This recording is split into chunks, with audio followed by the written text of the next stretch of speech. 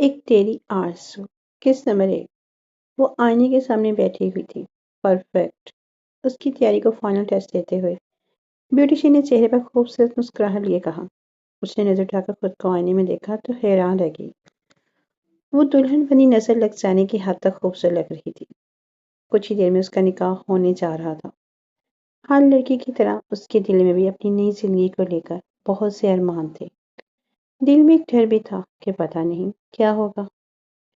نہ جانے اس نئی زندگی کی شروعات میں اسے کتنی مشکلاتوں کا سامنا کرنا پڑے۔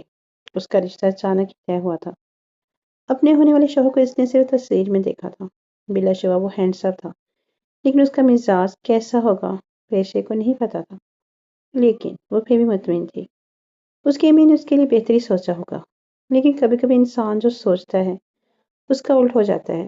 کچھ ہی دیر میں بارات آنے کا شور مچ گیا۔ اس کی سہیلیاں بارات کا استقبال کرنے کے لیے نیچے چلی گئیں، جبکہ وہ آرام کی غرض سے بیڈ پر بیٹھ گئی۔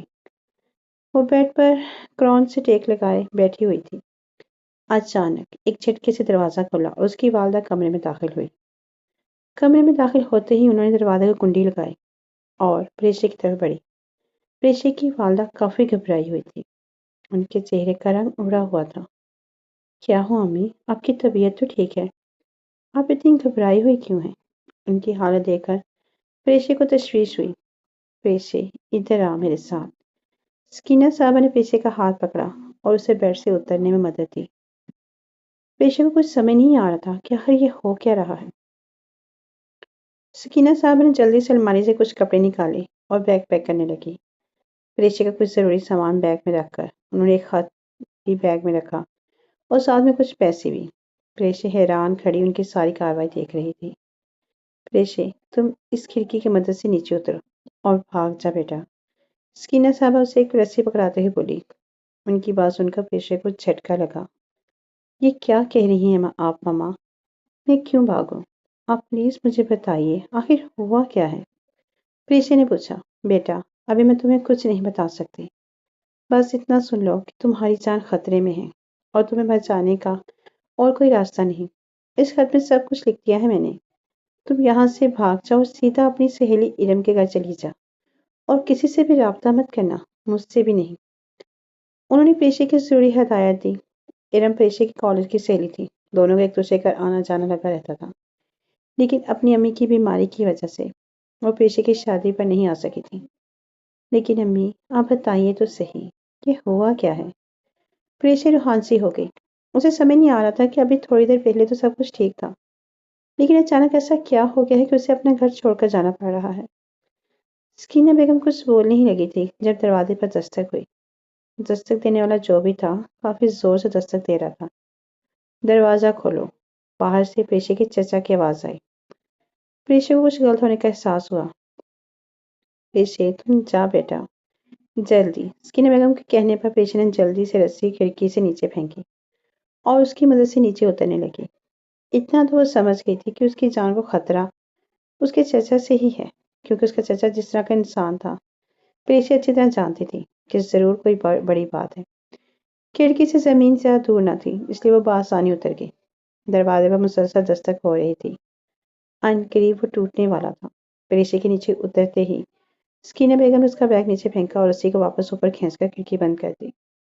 اے اللہ، میری بیٹی کو اپنی حفظ و امان میں رکھنا، آمین۔ دروازہ ٹوٹ گیا اور خلیل تیزی سے کمرے میں داخل ہوا۔ کمرے میں پریشے کو نہ پا کر وہ سکینہ بیگم کی طرف بڑھا۔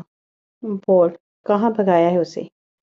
سکینہ بیگم کے بالوں کو اپنی مٹھی میں جگڑتے ہوئے بولا۔ نہیں بتاؤں گی، چاہے کچھ بھی ہو جائے۔ خلیل، میں تمہیں اپنی بیٹی کی زندگی برباد کرنے نہیں دوں گی۔ تم کبھی اس تک نہیں پہنچ پاؤ گے، سکینہ بیگم چلائی۔ خلیل سکینہ بیگم کو چھوڑ کر آگے بڑھا۔ کھڑکی سے نیچے جاگا تو پریشے گیٹ سے باہر نکلتی ہوئی نظر آئی۔ چہرے پر شیطانی مسکراہٹ سجا کر وہ دروازے کی طرف بڑھا تاکہ پریشے کو پکڑ سکے، لیکن صرف سکینہ بیگم نے اس کا بازو پکڑ لیا۔ وہ کسی صورت بھی اسے پریشے تک پہنچنے نہیں دینا چاہتی تھی۔ خلیل نے اپنی دوسری ہاتھ سے اپنے جیب میں موجود پستول نکالا اور پستول کا رخ سکینہ بیگم کی طرف کر کے گولی چلا دی۔ پریشے جو بھاگ رہی تھی پستول کی آواز سن کر رک گئی۔ یا اللہ خیر، یہ گولی کس پر چلی؟ اللہ میاں، میری ماما کو کی حفاظت کرنا پلیز۔ وہ روتے ہوئے دعا کرنے لگی، تبھی اسے اپنے پیچھے سے قدموں کی چاپ سنائی دی۔ اس نے پیچھے مڑ کر دیکھا تو اسے اپنے چچا کو دیکھ کر ڈر گئی۔ پریشا نے بھاگنا شروع کر دیا۔ پریشا کو بھاگتا ہوا دیکھا خلیل بھی اس کے پیچھے بھاگنے لگا۔ پریشا اندھا دھند بھاگتی چلی گئی۔ اسے جلد سے جلد علم کے گھر بھاگنا تھا۔ اس کا بیگ اتنا بھاری نہیں تھا، لیکن اسے بھاری لہنگے میں بھاگنے میں کافی مشکل پیش آ رہی تھی، لیکن وہ پھر بھی بھاگ رہی تھی۔ وہ بھاگ رہی تھی اور ساتھ ساتھ پیچھے بھی دیکھ رہی تھی۔ بالآخر بھاگتے بھاگتے علم کے گھر پہنچ ہی گئی، لیکن شاید اس کی قسمت میں کچھ اور ہی لکھا تھا۔ علم کے گھر کے پاس پہنچ کر وہ دروازے پر دستک دینے ہی لگی تھی جب اس کی نظر دروازے پر موجود تالے پر پڑی۔ اس نے بے بسی سے اس تالے کو دیکھا جہاں وہ علم کے علاوہ کسی کو جانتی بھی نہیں تھی۔ کسی اور کے گھر چلی جاتی۔ اتنی دیر میں خلیل بھی وہاں پہنچ چکا تھا۔ اس نے پیچھے سے پریشا کو پکڑا اور زور سے زمین پر پٹکا۔ تیری تو گالی بھاگے گی اب تو دیکھ کیا کرتا ہوں میں تیرے ساتھ، خلیل نفرت سے بولا۔ اس سے پہلے کہ خلیل پریشا کی طرف بڑھتا، پریشا نے پاس بڑا پتھر اٹھایا اور خلیل کے سر پر دے مارا۔ آہ! خلیل نے کراہتے ہوئے اپنے سر پر ہاتھ رکھا۔ اس کے سر سے خون نکل رہا تھا۔ پریشا موقع کا فائدہ اٹھاتے ہوئے اٹھی اور اپنا بیگ اٹھا کر پھر سے بھاگنے لگی۔ خلیل نے بھی اپنا درد بھول کر اس کے پیچھے دوڑ لگا دی۔ بھاگتے بھاگتے پریشا کو پتہ ہی نہیں چلا کہ وہ کب جنگل میں داخل ہو گئی۔ کافی آگے جا کے جب پریشا کی ہمت جواب دے گئی، اس نے پیچھے مڑ کر دیکھا تو خلیل اب اس کا پیچھا نہیں کر رہا تھا۔ وہ وہی گرنے کے انداز میں ایک درخت کے ساتھ ٹیک لگا کر بیٹھ گئی۔ گہری سانس لے کر اس نے اپنا بیگ کھولا، وہاں سے پانی کی بوتل نکالی اور پانی پینے لگی۔ پانی پینے کے بعد اس نے بوتل واپس رکھی اور درخت کے ساتھ لٹکا کر آنکھیں موند لی۔ نہ جانے اب آگے کیا ہونے والا تھا اس کے ساتھ۔ پریشا کے والد کو مرے ہوئے 6 سال ہو چکے تھے۔ اس کے والد کے مرنے کے بعد ان پریشا اور اس کی والدہ کے پاس سر چھپانے کے لیے جگہ تو تھی، لیکن روزگار کا کوئی ذریعہ نہیں تھا۔ پریشا کی والدہ زیادہ پڑھی لکھی نہیں تھی۔ سرتر کوشش کے بعد بالآخر انہیں ایک اسکول میں نوکری مل ہی گئی۔ انہیں جو تنخواہ ملتی اس میں سے گھر کا گزر بسر ہو رہا تھا۔ پریشا کا چچا جو کہ پریشا کی والد کی موجودگی میں تو صحیح رہتا تھا، لیکن ان کے مرنے کے بعد وہ بہت سے غلط کاموں میں ملوث ہو گیا۔ وہ گھر پر بھی نشہ کر کے آتا، اسی لیے سکینہ صاحبہ پریشا کو سختی سے خلیل کی موجودگی میں اپنے کمرے میں رہنے کی ہدایت دیتی۔ وہ خلیل کی حرکتوں کی وجہ سے بہت پریشان رہتی تھی، لیکن وہ کیا کرتی، اسے گھر سے نکال بھی نہیں سکتی تھی۔ وہ پریشا کے لیے بھی پریشان رہتی تھی، کیونکہ خلیل آئے دن اپنے دوستوں کو گھر پر بلا لیتا تھا۔ پھر اگر سکینہ بیگم گھر پر نہ ہو تو پریشا گھر پر اکیلی ہوتی۔ پریشا نے کئی دفعہ سکینہ بیگم سے کہا کہ وہ خلیل کی موجودگی میں بہت خوفزدہ رہتی ہے اور محلے کے لوگ بھی طرح طرح کی باتیں بناتے ہیں۔ اس مسئلے کا سکینہ بیگم نے یہ حل نکالا کہ کوئی اچھا سا رشتہ دیکھ کر پریشا کی شادی کر دی جائے تاکہ وہ اپنے گھر کی ہو جائے۔ اگرچہ پریشا بھی صرف 18 سال کی تھی، لیکن حالات ہی کچھ ایسے تھے کہ سکینہ بیگم کو اس کی شادی کا فیصلہ لینا پڑا، اور اس طرح انہوں نے پریشا کا رشتہ طے کر دیا۔ اچانک فضا میں فائر کی آواز گونجی۔ پریشا ہڑبڑا کر اٹھی۔ کہیں چچا مجھے ڈھونڈتے ہوئے یہاں تو نہیں آ گئے؟ قدموں کی آواز سن کر وہ فوراً اٹھی۔ وہ ادھر ادھر چھپنے کی جگہ ڈھونڈنے لگی۔ آواز اس کے اب بہت ہی قریب سے آ رہی تھی۔ درخت پر چڑھ جاتی ہوں، بولتے ہوئے پیچھے درخت پر چڑھنے لگی۔ لہنگے اور بھے کی وجہ سے اسے چڑھنے میں کافی پرابلم ہوئی۔ درخت پر چڑھ کر وہ ایسے بیٹھ گئی کہ کسی کو نہ دکھے۔ کوئی درخت کے پاس آ کر کھڑا ہو گیا اور اپنے ارد گرد دیکھنے لگا۔